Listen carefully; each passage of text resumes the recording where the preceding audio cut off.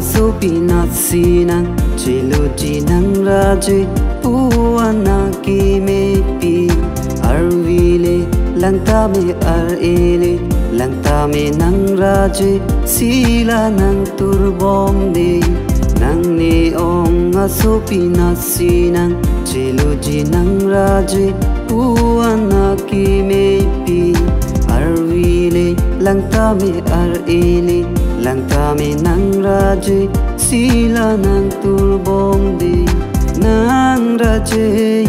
puan ki me jok tanang lidun un e nang raji puan ki me jok tanang lidun un e nang phane nang ke long ke bong ni ko pai lu bon de ate nang ne ong asupi chu nang pere nang ni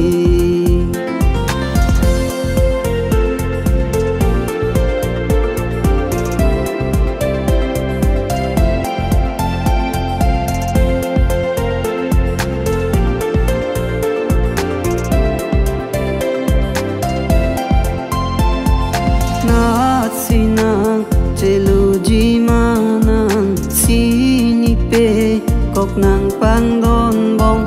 na sinang Chiluji manang sini pe kok nang pangdon bong nang jadi nang pere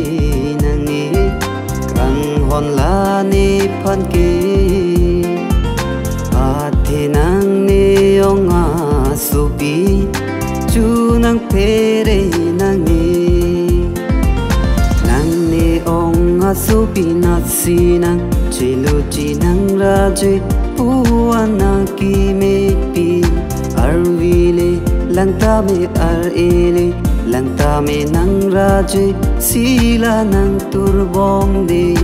nang ne ong asupi na sinang Chiluji nang raji puana ki me pi arvile langtame arele langtame nang raji sila nang turbom de